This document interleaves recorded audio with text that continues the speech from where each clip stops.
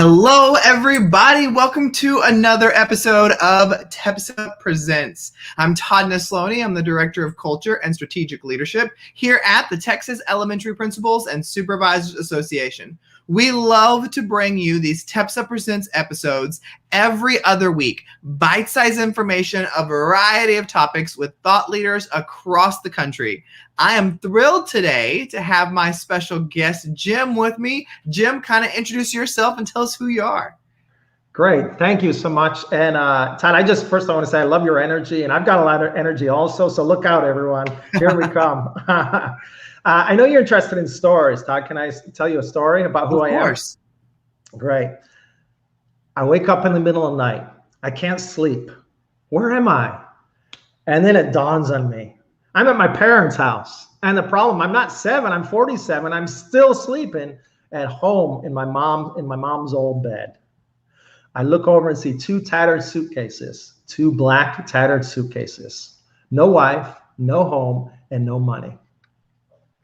That was me, Todd, 12 years ago. And I'm now living my dream. I'm an elementary math education professor, and I just found out today that I got tenure. And so that's me. That's my story in a nutshell. It is true, all those things I said, but I had a goal and I had a passion. And even when I do retire one day, I'm passionate about what I do. And so I feel so lucky. Well, I love that you can share that, because I think that's a great journey for people to hear. We don't all start out and just do everything right away. Sometimes it takes a little bit to find exactly where we're meant to be. And congrats on the tenure today as well. I know that is a big deal. But Jim, today's conversation is about math and English language learners, which is something that you are incredibly passionate about. So tell me kind of where that interest in tying those two things together came from. Right. So I was a teacher in Spain. That's what I was doing. I was a teacher in Spain for 24 years. I was also a teacher for a year in the States, and I was an administrator for 8 in Spain. And I always liked math. It was always my favorite subject. My biggest concern was, though, I don't have a lot of experience over in the States teaching. I grew up in the States, but I didn't have a lot of experience teaching. And now I'm coming here and I'm realizing, wow, I do have a voice. I do have a lot to offer, because there's so many, in Texas, 53% of the elementary kids are labeled Hispanic. And there's a lot of kids that speak Spanish, and a lot of teachers don't. And so I feel like I'm a bridge there. And so I like math, but my passion is meeting the needs of English language learners. And what I find so interesting is when I became an administrator, I taught math for years and really tried to find innovative ways to do it in my classroom as a teacher. But when I became an administrator and started to understand at more depth of how to make that work campus-wide, there were so many things that I learned that you can use when working with English language learners when it comes to math. And so if there are teachers who are listening today and they're wondering, what's the correlation between math and English language learners? Like, why are we tying these two things together? What is a tip or advice or something you'd say to the teachers first? Right. And so it's so true, Todd, before I tell you the tip, there's this mindset that math is math and there's no language involved. And obviously that's not true. And so typically what I try and do is say, stay away from strategies, because if we have the same mindsets and there's no mind shift, then these strategies aren't going to work. And for example, one strategy is to use visuals. But what I really like is a mind shift is, well, how can we have our students visualize themselves in math? And so we don't have that mindset that our students need to visualize themselves in our math program, then it's not going to help to do a visual or two. That's not going to make a difference. And so if there's a teacher right now who's thinking, okay, I hear that, Jim, but what does that mean? Like, how can I work and grow that in my students? What's a piece of advice you'd give them? Great. You're really digging. I love this. Okay. So the best way, I give teacher workshops as well as being a professor. And what I try and do is I tell a lot of stories. I told one story, so I'm going to tell another simulation, if you will. And I've got stories about this as well. So first of all, a story and then a simulation. Sorry, Tom. So is that okay? Another story? Yeah. So I was a teacher, as I said before, and I remember my second year teaching. And so it started with a ripple over here, and the laughter extended throughout the classroom and permeated on my soul. I'm trying to teach a room full of English language learners about Tom Sawyer. It wasn't math, right? But I was trying to teach them, and they were just looking at me, and I was assumed that they were paying attention and they were understanding, right? But I did get their attention, Todd, and I can't say the word that I said to them because I know this is I don't want to get you in trouble, but see if you can figure it out. Okay, so instead of Huck Finn, Todd, what do you think I said? Sometimes I mix up my words. I'm not going to tell you, but the word starts with an F and rhymes with Huck. Yeah. Right. And so everyone's totally quiet. They don't care about Thomas or anything. But all of a sudden, he say this word, and this one kid starts laughing, and the whole class starts laughing because the first thing you do is you learn the swear words, right, in the second language. And so these kids, knew I'd made a mistake. And now I think that's a good thing. And I would just laugh if I made that mistake. And I'm here today in front of you because it is true that sometimes I mix up my words. But I've learned to change my mindset, Todd, because you know what? I speak 2 languages. And so in many ways, I'm a language expert. And so when we have this mind shift, right, and we look at our English language learners as language experts, because that's really what they are. They speak one language and they're learning another. Wow, right? So I don't like the term English language learners because it just focuses on them learning English. And by definition, they're not good at it yet. But if we consider our students, that's a mind shift. If we consider our students language experts, right, then we have higher expectations for them in math and any subject. They have higher expectations for themselves, and their peers have higher expectations for them. And just that one little mind shift will make a lot of difference. You know, I love that you shared that so much because sometimes that's as simple as it needs to be as we begin to shift our understanding in the way we view things or say things. And I love how you kind of express that about, sometimes English language learners are viewed as somebody who's missing something or who isn't quite somewhere. And it's like, no, they're more advanced. They've got multiple languages going on. And as adults, especially if there's an adult who only speaks one language, they know the difficulty in trying to learn a new language as an adult. And so my next question for you, though, would be, at TEPSA, we serve administrators. And so I know there's administrators who are going to watch this conversation or listen to this conversation, and they may be thinking, okay, Jim, I hear you, but I'm not in the classroom right now. So how can I support these ideas with my teachers? How can I get them on board? What do I need to be thinking or doing? So what advice would you have for administrators? One easy change. And that's to shift what we not call our students English language learners. But let's do a simulation, Todd, another simulation. Are you right-handed or left-handed? I'm right-handed. Okay, so when I do this at workshops, I ask teachers what it's like, if they're left-handed. There's about 8 to 10% of the population are left-handed. What's it like to live in a right-handed world? What do you think, Todd? What might be some of their comments? What's it like to live in a right-handed world? It's difficult at times, I'm sure. Sure. For example, notebooks, a lot of times the notebooks are backwards, or just sitting down. If you're left-handed and there's a room full of people and you're going to be taking notes, you have to consider, where you're going to sit because you might want you don't want to bump hands with the right-handed people. Right. Okay. So if you're left-handed, for those people out there, you know what it's like to live in a right-handed world. But if you're right-handed, like 90 or 92% of us, follow along. And Todd, if you will, let's draw a picture in the air. You with me? That's what I love about you, Todd, that I know from my senior videos that you're like, yeah, let's go for it. You're so full of enthusiasm. And here I'm a professor. I'm supposed to be serious. You're a principal. Sorry, but sometimes principals can be serious as well. And you're just like, yeah, okay, let's do it. Let's do it. All right. So let's draw a picture in the air with our left hand. Okay. Let's draw a picture of a house. Okay. Ready? All right. Don't forget the roof, Todd. And the windows and the door, right? Anything else you want to? What was that like, Todd? It wasn't too bad.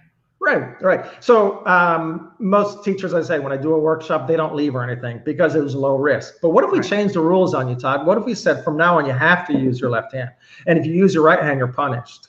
How would you feel then? I'd be nervous. Yeah. And if we took that picture you drew and we put it on the board here, and compared your work to the left-handed people, how would you feel? Not as good as them because they've had a lot more practice. Sure. And so we're just changing the focus there, right? And it's just left hand, left hand, left hand. So if we have this left-handed mindset, right, I'm not positioning you for success. You see what I mean? Right. And so what if we were called you a left-handed learner? How would you feel then? Your identity now is a left-handed learner. Right. Your identity is now tied into your hand. Right. When you're more than that, you used your right hand and now you're left hand. If anything, you're an expert, right? You're what's that word called? You speak, you write with two hands. Ambidextrous. That's what it is. Yeah, right. So you're ambidextrous. You're an expert. And so if I just focus on your left hand, right, I'm not positioning you for success. And so I don't like the term English language learner. Let's use the term multilingual learners, right? Multilingual is because it's setting us up or positioning our students, our multilingual learners that speak one language and they're learning another, or many. Some students speak more than that. And so the abbreviation is MLL. And so to answer your question, Todd, what can administrators do? At the next staff meeting, just say, hey, are you left-handed or right-handed? I'll draw a picture of me in the air, right? And then, what's it feel like to be in a left-handed world? And let's make that change on our campus, in our district. Let's call our students MLLs, multilingual learners, right? And we make that change, then it's a mind shift. Then we can do all the other strategies. But if we don't make that change, it's really hard because we're not positioning our students for success. Well, what I love that you shared there, though, is something that is not difficult to do. It doesn't cost anything, but it makes a difference. And you may not feel the difference right away, but it is one of those things that we send a message with the words that we use, and we begin to have different understandings with the words that we use. So being able to just do that one little shift, I think really could be powerful. So I appreciate you sharing that.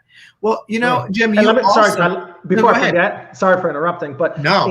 In my books, for example, if you Google math ELLs, my name comes up first, actually, and so I have to use that and then in my books, I talk about, why don't we use another term? But if we make that change, then I think that's really important. Sorry, Todd, go ahead. No, you interrupt anytime you got something good to share. I don't mind at all. Okay. So, Jim, you also have a children's book out that I recently got to read and loved it. Tell me a little bit about that and where that came from. Okay, right. And so I know, Todd, you're really into literacy, and I think I am too. And so here's the book that I have, and you can see in the back too. And it's called Juan Jose, You Are Especial. And once again, there's this mindset that there's no language involved. And I was trying to look for a book that we could read at the beginning, right, of a math lesson. And I couldn't find one, so I had to write one myself. Because just throwing some statistics out there, as I said, more than half of our elementary students are identified as Hispanic. I like the term Latinx, but they're labeled as Hispanic. So we're talking about more than half the population. Right, but there's so few children's books about them. But more than that, my girlfriend, for example, identified as Mexican, and her kids, right, they were labeled as ELLs, and their whole life was often ignored. And so what I tried to do was, in this book, in this children's book, was write about Juan Jose, and it's in English for the most part, but I put words like especial because it's a cognate, right? And so the whole idea there is making them feel especial, making the students feel especial. That's the idea. Yeah. Well, I loved reading it because my wife is bilingual, and I loved reading the story and seeing that, he says, I say this when I'm at school, but I say this when I'm at home, but I'd like to start saying this at home and this at school.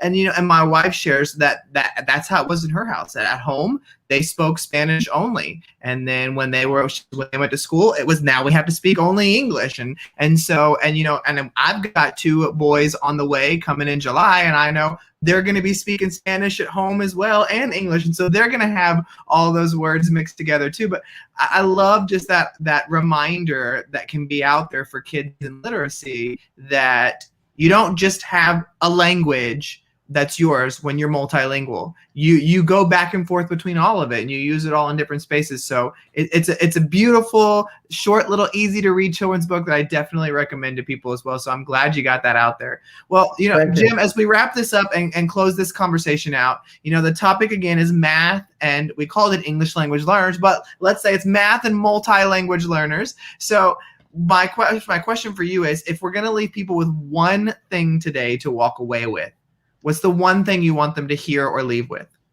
Right, so it's multilingual. You could say multilanguage, yes, or multilingual learners, right? And so the one thing is, let's position our students to be successful. And so going back to Juan Jose, if you just have, for example, half the book is by his experiences at home and half the book is experience at school. So we want the whole child. I know that's kind of corny, but we want the whole child, don't we?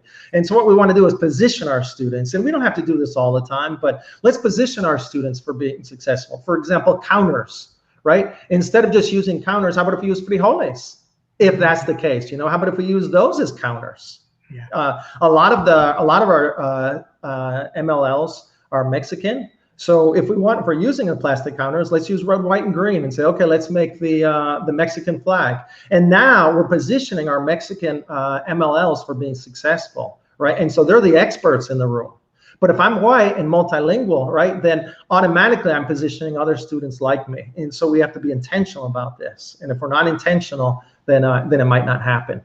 And so, and I think that is the perfect way to end this conversation, that we have to be intentional. That's such a great way. There's so many great reminders in here, Jim, and from everybody here at TEPSA, we are thankful that you came and shared. And I think you're presenting at our summer conference as well, aren't you? I am, yes. Right. So if anybody watching or listening right now signs up for our TEPSA virtual summer conference, you will also get to check out a session from Jim. So make sure you go on to TEPSA.org and sign up right now. You can re-listen to this episode or any of our other TEPSA Presents on our YouTube or on our podcast. Again, those are both linked on TEPSA.org as well. And we'll see you again in 2 weeks. Thanks, Jim. Thank you so much, Todd. I appreciate it.